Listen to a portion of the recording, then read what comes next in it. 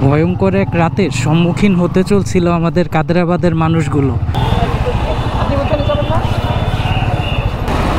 এই হচ্ছে গণভবন।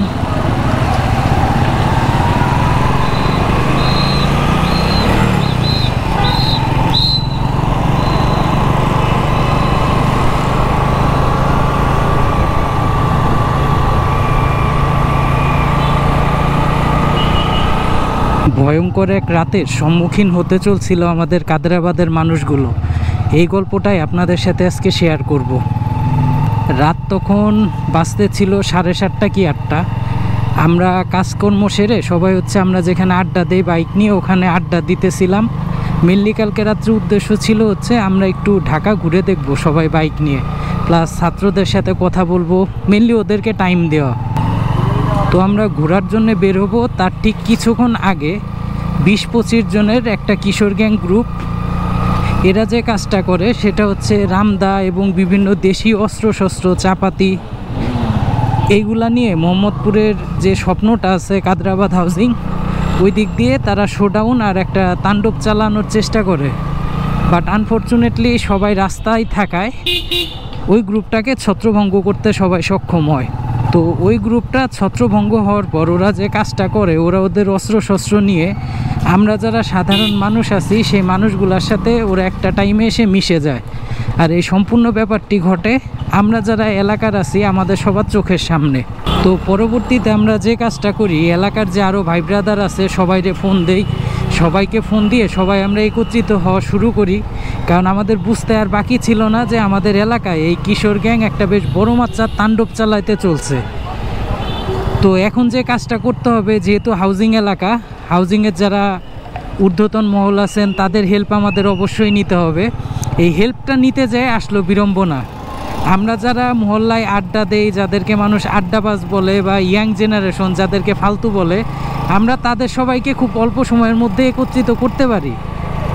ছাত্র ভাইরা কি সুন্দর কোন আলপনা আঁকতেছে, মেবি সবাই ওরা রাস্তায় আছে, একত্রিত করতে পারি। কিন্তু আমাদের সমাজের, সুশীল সমাজের যে মানুষগুলা, তারা বাসার থেকে নামতে নারাজ। তো যাই হোক, এমন একটা টাইমে ওরা সিগন্যাল দিল, আমি ওদের সিগন্যালটা ফলো করলাম। সবাই একটু চেষ্টা করবেন যে ওদেরকে হেল্প করতে, যেহেতু ওরা এরকম অক্লান্ত পরিশ্রম করে যাচ্ছে নতুন একটা বাংলাদেশ গড়ার জন্য।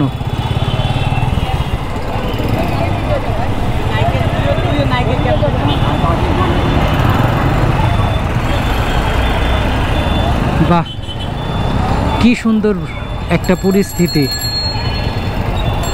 রিক্সাগুলা লেন মেনটেন করতেছে, প্রতিটা মানুষ লেন মেনটেন করতে বাধ্য হইতেছে,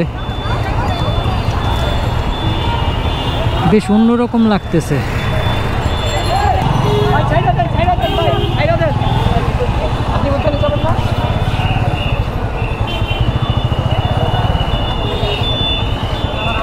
এরকম ট্রাফিক ব্যবস্থা আমাদের দেশে না সব সময় দরকার, যাতে সবাই আইন মানতে বাধ্য হয়।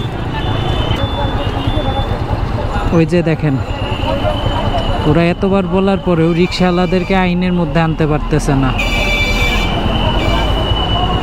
তো যেটা বলতেছিলাম, তো সুশীল সমাজের যারা আছে তারা যে আমরা সবাইকে একত্রিত করতে চাইতেছিলাম, বাসার থেকে কেউ নামতেই নারাজ। কিন্তু একটা পর্যায়ে গিয়ে আলহামদুলিল্লাহ আমরা সবাই একত্রিত হতে পারি এবং সবাইকে এক করে এলাকার মধ্যে একটা শোডাউন আমরা দিতে সক্ষম হই, যে আমরা সজাগ আছি। তো এই যে শোডাউনটা আমরা দেই, এটা আমরা মোটামুটি দীর্ঘ একটা সময় পর্যন্ত দিতে থাকি। পরবর্তীতে আমাদের কাছে যে নিউজটা আসছে সেটা আমাদের কাদেরাবাদ হাউজিংয়ের সাথে একটা বস্তি আছে। বস্তি বলতে হাউজিংয়ের যে খালপাটটা, ওই এলাকাটা আছে। আমরা যেটা জানতে পারি সেটা ওই এলাকাটার মধ্যে কিশোর গ্যাংরা যারা আছে ওরা আশ্রয় নিছে। পরবর্তীতে এলাকার সবাই মিলে বাংলাদেশ সেনাবাহিনীর সাহায্য নেয়। বাংলাদেশ সেনাবাহিনীর সাহায্য নিয়ে সেনাবাহিনীর দীর্ঘ সময় সেনাবাহিনী আসার পর তারা ওই সাইডটাতে অভিযান পরিচালনা করে এবং তারা বস্তা বস্তা চাপাতি, রামদা এই জাতীয় অস্ত্রগুলো ওখান থেকে তারা উদ্ধার করে এবং কিশোর গ্যাংয়ের কিছু সদস্য ছিল তাদেরকেও তারা ওখান থেকে আটক করে।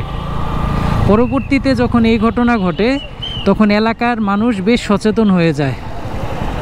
এলাকার মানুষ সচেতন হয়ে যাওয়ার পর আমরা সবাই মিলে ডিসিশন নেই যে আমরা এমনিতেও রাত জেগে থাকি, আজকে পুরা রাত নিজের এলাকাটা আমরা নিজ দায়িত্বে নিরাপদে রাখবো, যেহেতু সবার পরিবার পরিজন নিয়েই আমরা বসবাস করি।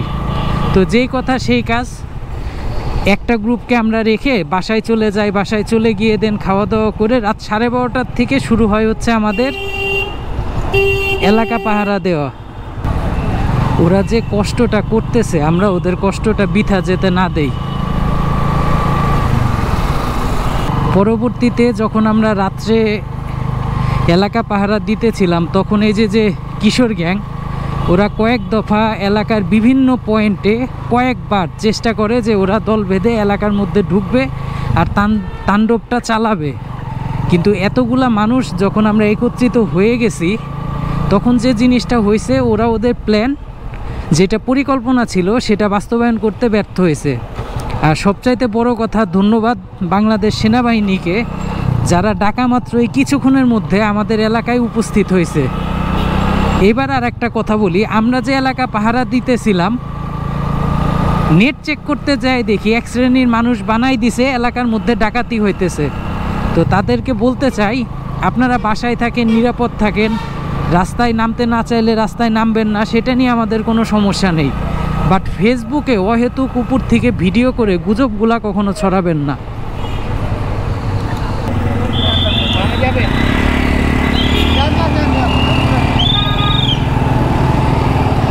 কি সুন্দরভাবে সবাই এক হয়ে রাস্তায় নামছে।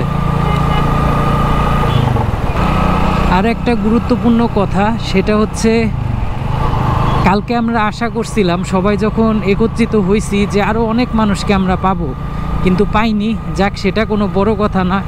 কিন্তু যখন আপনার এলাকা বা মহল্লা কোনো সমস্যা হবে তখন ঘরের মধ্যে বসে না থেকে একটু চেষ্টা করেন সবাই মিলে এইগুলাকে রুখে দাঁড়ানোর জন্য।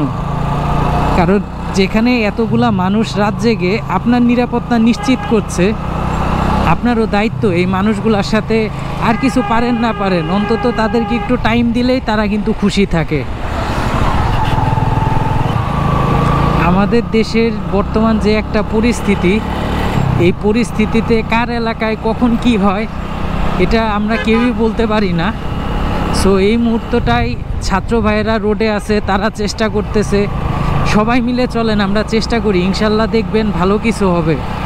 আর নতুন মেহমান যেটা দেখতে পারতেছেন, এটাকে নিয়ে অন্য আর একদিন অন্য আর একটা ভিডিওতে নাই কথাবার্তা বলবো।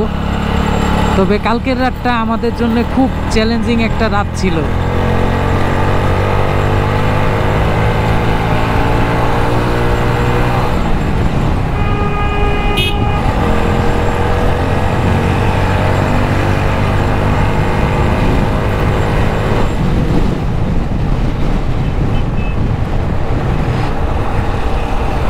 সবাই যদি একত্রিত থাকা যায়, যে কোনো বড় সমস্যায় কিন্তু মোকাবেলা করা সম্ভব।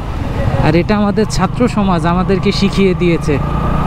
তো সবাই নিরাপদ থাকবেন, ভালো থাকবেন, আর নিজ নিজ জায়গার থেকে নিজের আশেপাশের মানুষগুলোর কথা চিন্তা করবেন, ট্রাফিক আইন মেনে চলবেন। আসসালামু আলাইকুম।